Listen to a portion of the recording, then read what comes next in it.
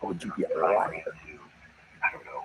Real brother in progress. Call 207-775-2217 or 1-866-811-9505. A good guy, Mom. I mean, brother in French. I don't know why I know that. I Hermano. just 4 years ago. No, hermano. Hermano is brother. Because of the movie. That's the only reason I know Yeah, it. let's go. Good afternoon.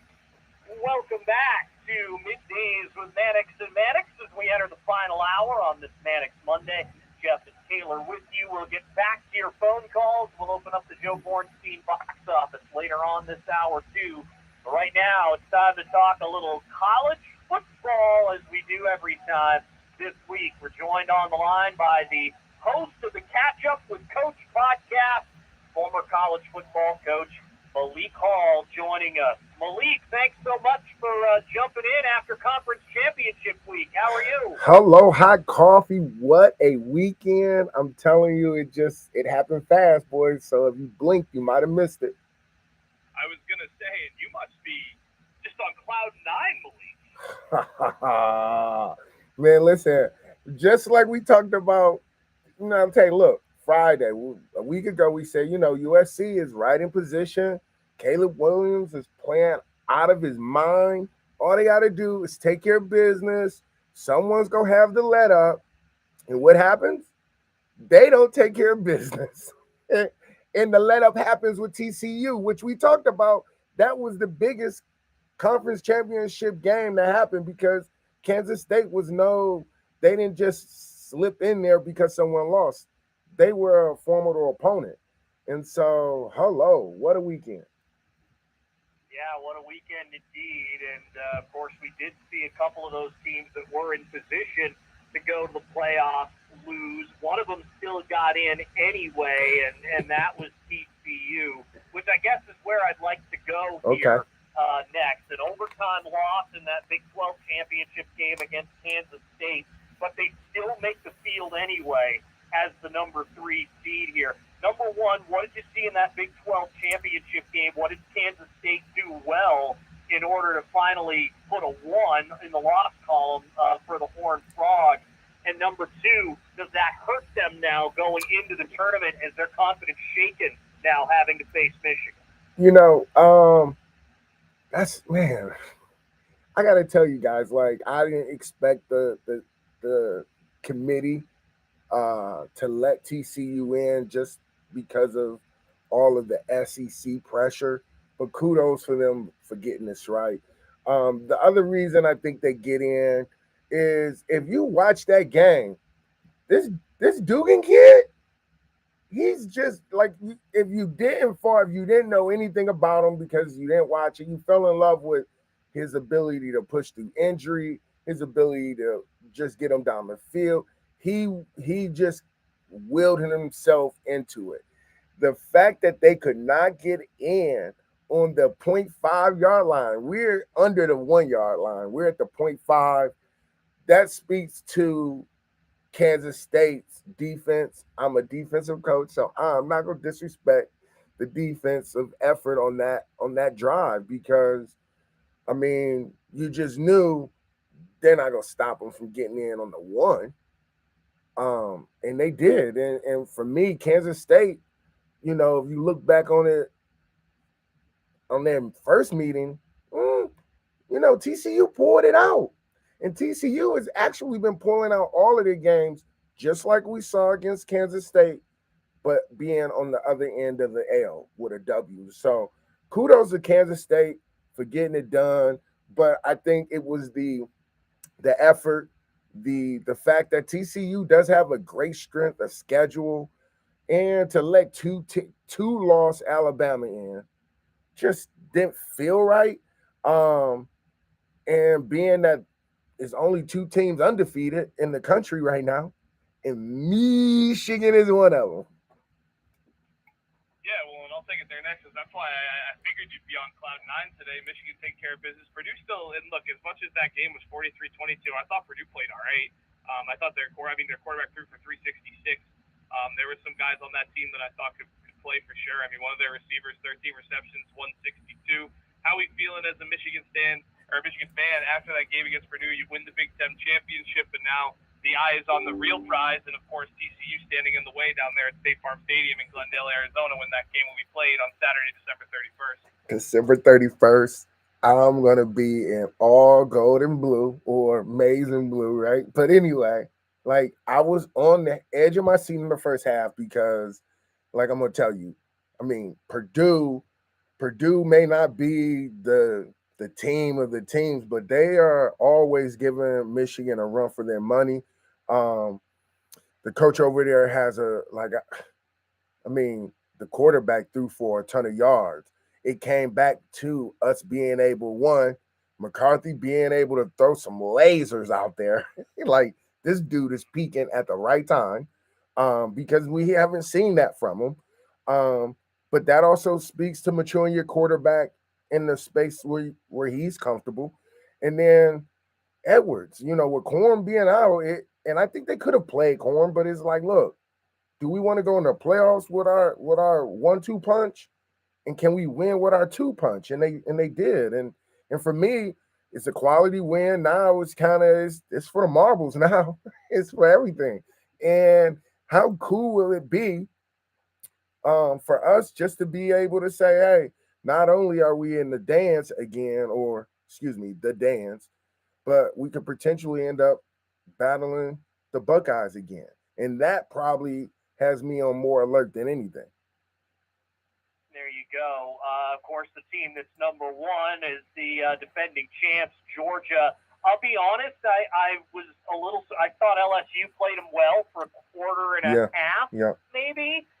In that one, I am very surprised Georgia's defense gave up 30 in the end of that one. I understand some of it was garbage time, but still. But yeah. 50 to 30 is a pretty convincing win against an LSU team that was surprising to some people as the year went on. What do you see from Georgia here as they close out the season with an SEC championship and now going in as the number one seed to defend their title? Yeah, Georgia, man, all you could see, every chance the camera got, they threw that camera on Coach Kelly's face. Boy, he was as red as a Christmas tree because it was nothing he could do. It was just, I mean, it was just like, oh man, like we just don't have it. We just don't have it. And every mistake they made early on, they had a few opportunities where they could have really been competitive and turned the game into a 14-14 game. And they just didn't make those plays. I think the moment was a little bit too big for them in the space of this Coach Kelly's first year. So the fact that he got there in year one, I mean, I think LSU is on the rise, but Georgia didn't have any surprises. I mean, they took care of business. That defense is going to be it's going to be good to watch them go against Ohio State. Considering, CJ said, "Hey, I feel like our offense, the only offense they can get with them Bulldogs," and so we got a little pregame press fight going with them, and so I appreciate that too. But that defense took care of the LSU Tigers. It wasn't even close. And then the garbage points that you spoke to at that point, that's them getting those injured guys or those, seniors, getting them some time that they may not have gotten. So, they probably taking care of all of the corrections if it was a schematic reason they gave up the yards and points. But get the older guys in who may not have gotten a chance to play all year, and get the young guys in. Let them get their beats wet. So, yeah, man, I'm high on the Bulldogs. I hope they take care of Ohio State. To be quite honest. Yeah, it'll be interesting to see. I do think the SEC and of course the Georgia Bulldogs are a favorite coming into this, regardless, just based on being the champs of last year. Stetson Bennett, pretty good player as well there. And that's kind of where I want to go with the next two. Talk a little bit about these individual players with now really the Heisman watch taking full effect. Mm-hmm. I look at Caleb Williams, I think, because look, I understand they lose that game. 363, 3 touchdowns.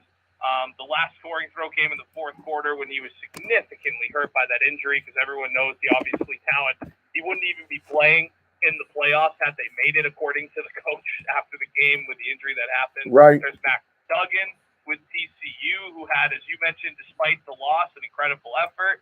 Now that Ohio State is back in the mix as well, I think C.J. Stroud gets a nod for his 3,300 passing yards and 37 touchdowns as well, despite losing to Michigan. But we'll see how it all goes. What's your thoughts on the Heisman watch? Those are kind of the three that stood out to me. And I don't know what your thoughts are, Malik, but I'd love to hear them and see where you think that this Heisman Trophy watch and where this award could be going this season. No, I think you hit it on the nose. I mean, because right now, because of where Gorm is, and I don't know that he's going to make the final because of the last few games not playing. I would love to see a running back get it just for the sake of, like, that's impressive what he has been able to accomplish. And being Michigan hasn't gone undefeated in who knows how long since Charles Woodson. And I think they even lost that year. And so this is going to be the Heisman toss-up for all of the favorites that we thought would have been it. Caleb Williams, I think if he gets it done against Utah, and with TCU losing, I think the pressure would have been to put USC in, and seeing how that kid played 2 weeks in a row, you're like, okay, yeah, he's the guy. With TCU, the Duggan kid, man, I loved it. I love his heart. You know, if I had to also be honest, just from a bias standpoint, every redhead kid I've coached against at quarterback is a problem. I don't know if that's just a genetic thing, but I can't stop them.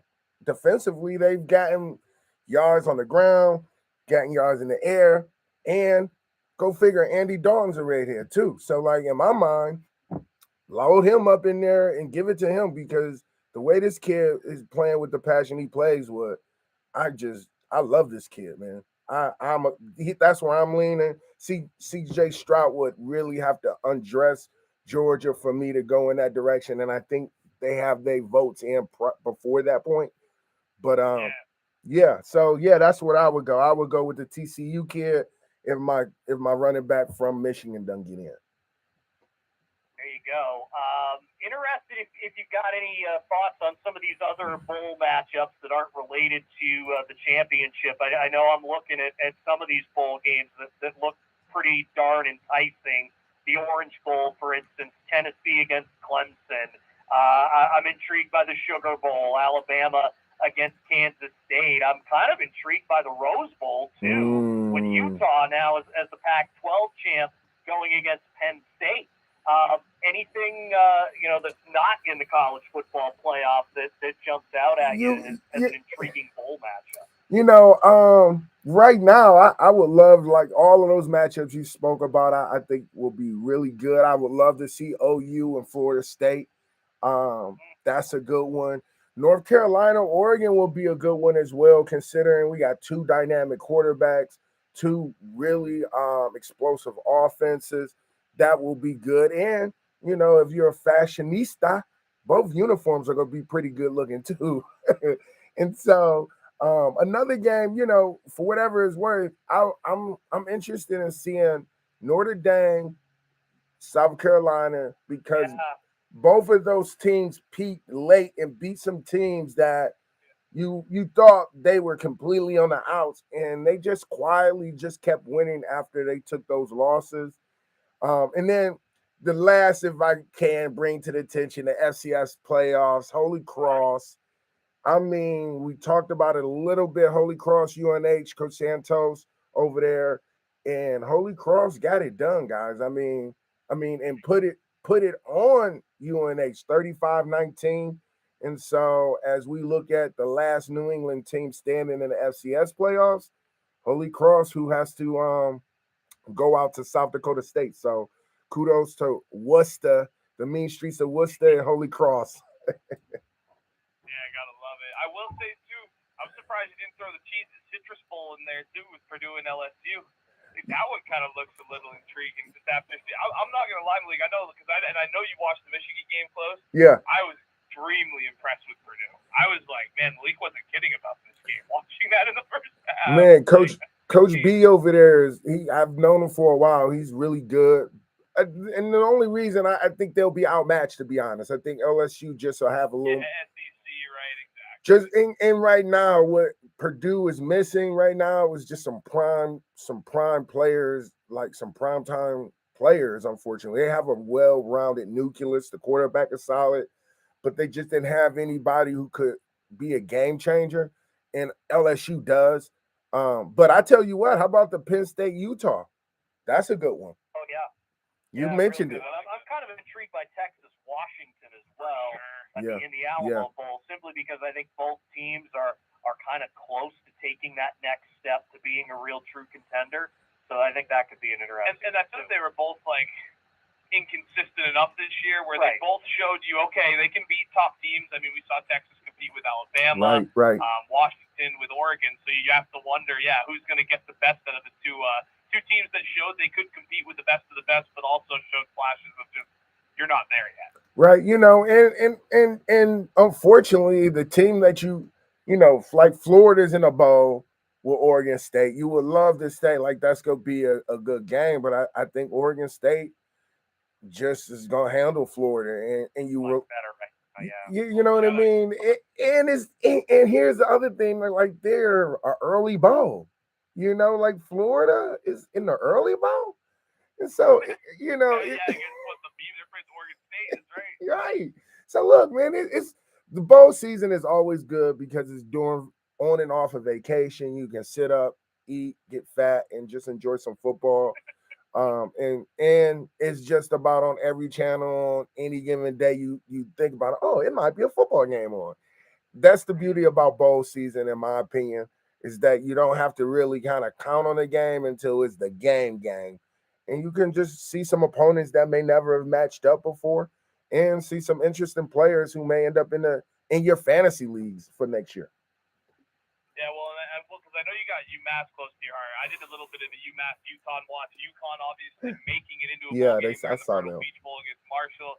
What are your thoughts though? Because I know you hold UMass close to your heart. What are your thoughts on that program? Jeff and I watched them, and there was a few teams who were in the basement with them last year. Sure. UConn, for instance, found a way to a bowl game. Teams have climbed out, but it felt like UMass kind of just stayed in that same spot, stuck in the mud a little bit. I mean, what are your thoughts on that program? And do you have some faith that UMass moving into next season can maybe get to where UConn is this year, which is worst to a bowl game, and now finding yourselves playing against Marshall in a game that arguably matters to them a lot.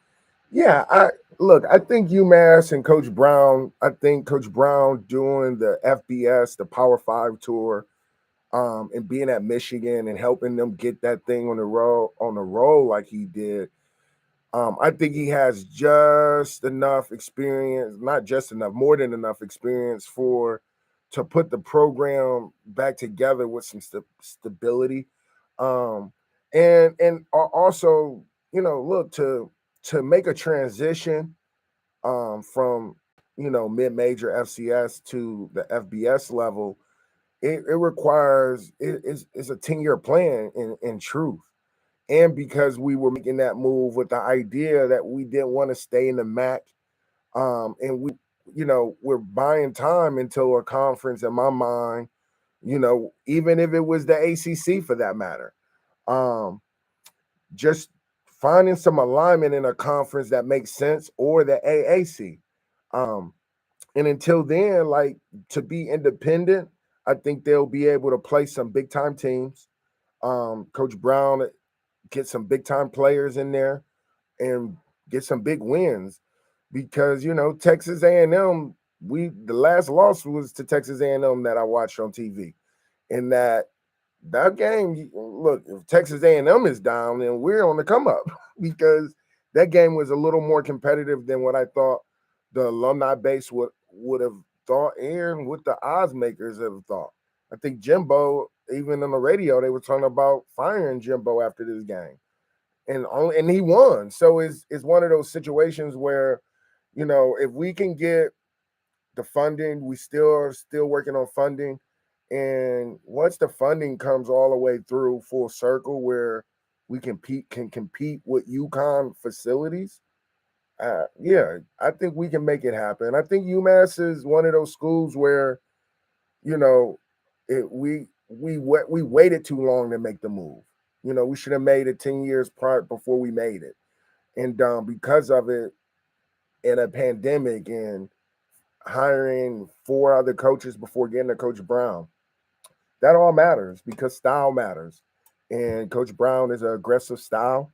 And so I would imagine next year, I'd expect us to be 500 actually next year. And I don't think that's even reaching, to be quite frank. But that's just because I'm an alum and I believe in what Coach Brown's over there doing.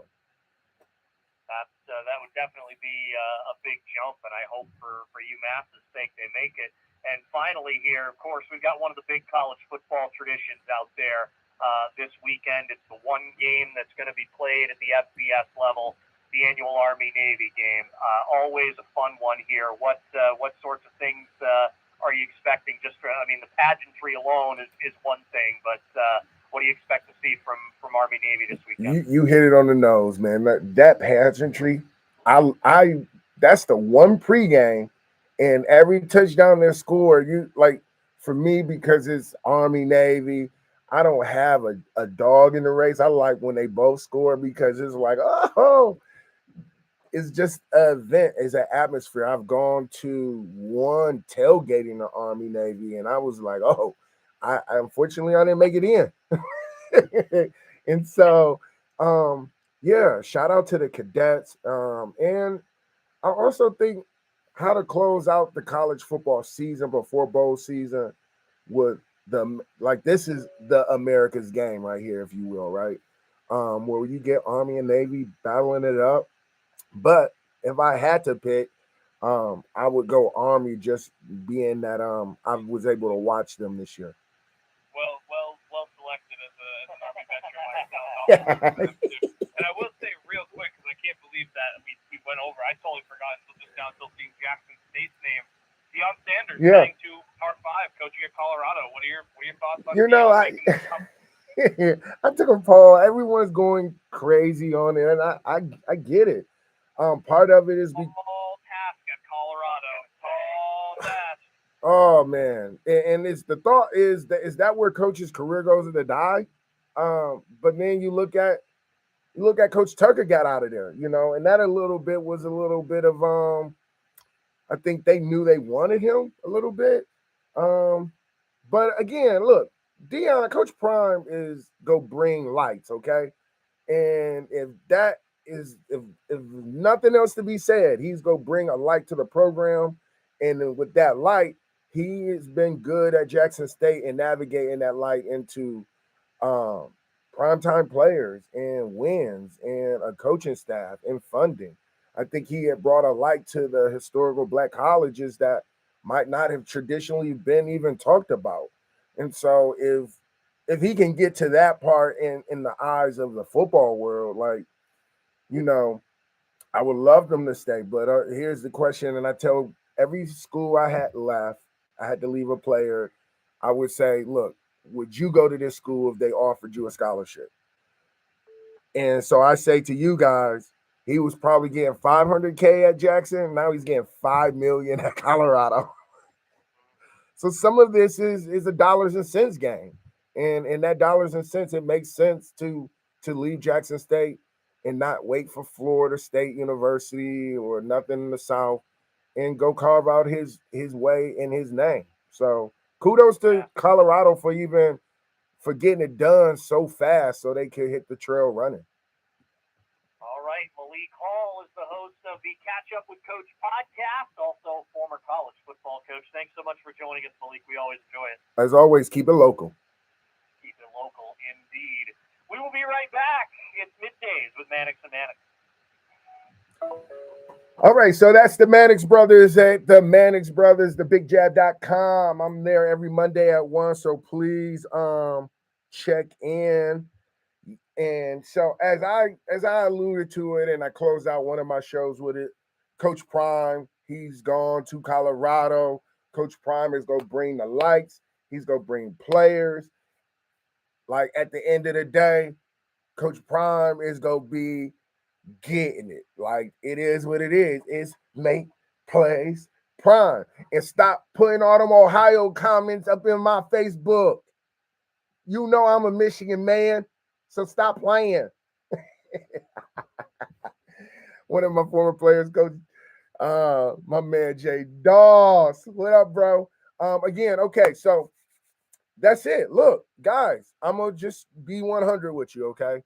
Look, the coaching carousel was started for anybody who felt like Dion played his team. He was on the plane right after the game. Like, guys, come. This is a business, and it's a business that players are starting to wrap their mind around, because by the time you're a junior or senior in college, you starting to see past. You done seen it all by the time your junior year, your senior year, you done seen everything you need to see. You done partied everywhere you want to party. You done got yelled at by every coach you need to get yelled at. You done seen this coordinator go, this coordinator come, this position coach go, this position coach go. Like, you've seen it all. So by the time you a senior, you are the ambassador for the team when Coach Prime walks out the door. You are the guy to kind of calm the team down and be like, guys, chill, relax. Okay, we good. But I will admit that does not mean it's not gonna hurt. Flat out. All right, so in the event, I am Coach Malik Hall.